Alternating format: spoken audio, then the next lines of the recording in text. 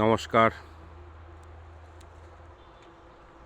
কবির ভাষায় বলতে হয়, বন্যরা বনে সুন্দর, শিশুরা মাতৃক্রোধে।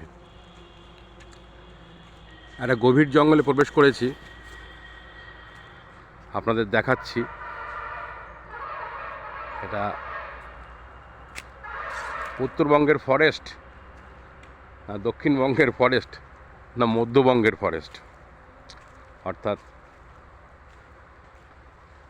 উত্তরবঙ্গ ফরেস্ট আমরা দেখেছি সাধারণত, দক্ষিণবঙ্গ কিছু ফরেস্ট রয়েছে। এটা কোন বঙ্গের ফরেস্ট? ইলামবাজারের ফরেস্টে এর আগে ভিডিও করেছি, তার আগে বাঁকুড়া ফরেস্টে ভিডিও করেছি। উত্তরবঙ্গে ফরেস্টে কোনো ভিডিও করিনি আমি সাধারণত, দক্ষিণবঙ্গের ফরেস্টে ভিডিও করেছি। আজকে এই ফরেস্টের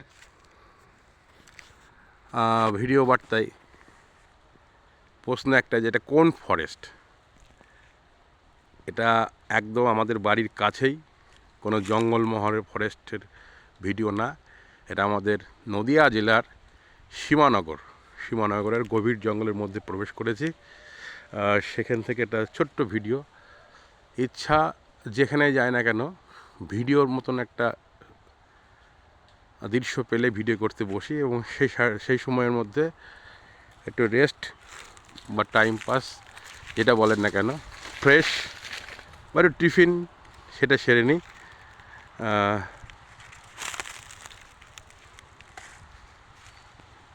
বন আর প্রাণী জগৎ আমাদের বাঁচিয়ে রাখতে হবে, নাহলে প্রাণীকুল থাকবে না। কারণ অক্সিজেন ছাড়া প্রাণী জগৎ থাকবে না, সেহেতু গাছের প্রয়োজন অপরিহার্য, সেটা নিয়ে আর বলার দরকার নেই। প্রত্যেকে জানে গাছ কতটা প্রয়োজন। বনের মধ্যে হনুমান রয়েছে, জুম করে দেখাচ্ছি।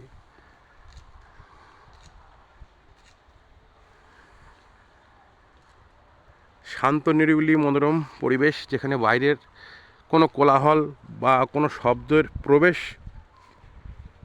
চিহ্নমাত্র নেই,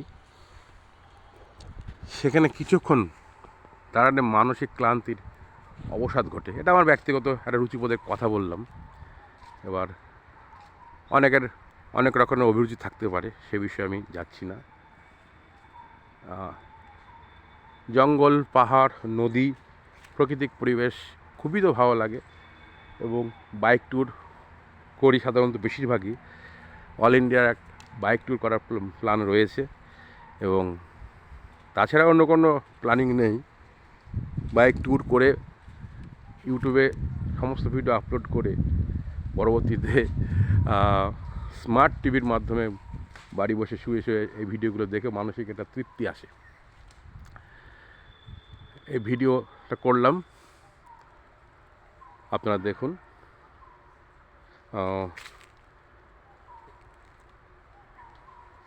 এই ভিডিও এই জঙ্গলে বা এই ফরেস্টের মধ্যেই এর আগে একটা বাংলা বইয়ের শুটিং হয়েছিল, মাতৃভূমি, তাপস পালের অভিনীত মাতৃভূমি। যদিও বা সেই বইটা হয়তো অনেকে দেখে থাকতে পারেন, সেই বিষয়ে আমি যা সেটা জানালাম। তবে ফরেস্টের মধ্যে আগে ঘন জঙ্গল ছিল, অনেক গাছ কিছু কেটে দেওয়ার পর, মানে বড় গাছগুলো কাটার পর হয়তো ছোটো বা চারা গাছ পরিমাণটা থাকাতে একটু ফিকে লাগছে। এর আগে খুবই ঘন জঙ্গল ছিল, এবং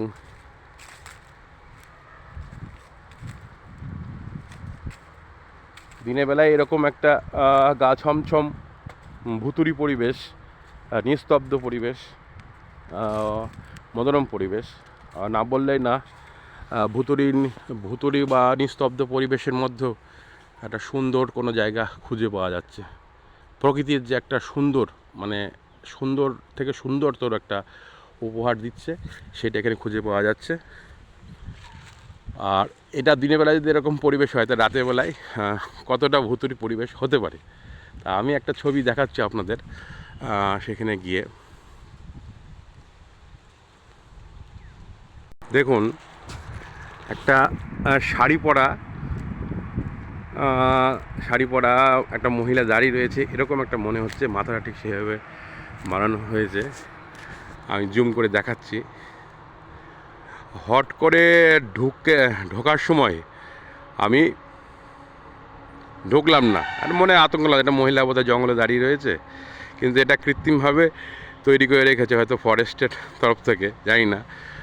তা কোনো ব্যক্তি যদি রাতে প্রবেশ করে এটা দেখে, দুম করে কিন্তু সে চৈতন্য হারিয়ে যেতে পারে তার। তখন রাতে তো রাতের এই মানে ভয়ঙ্কর যে একটা ভৌতিক ভাবের যে একটা পরিবেশ, সেটা তো তৈরি হবেই। প্লাস ওইটা দেখলে আরও ভয়ঙ্কর একটা ধারণা আসতে পারে। তা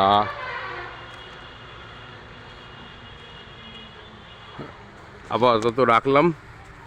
ফরেস্টের মধ্যে পশুপালনের জন্য অনেকে রয়েছে, খড়ি কাঠ সংগ্রহ করা থেকে আরম্ভ করে।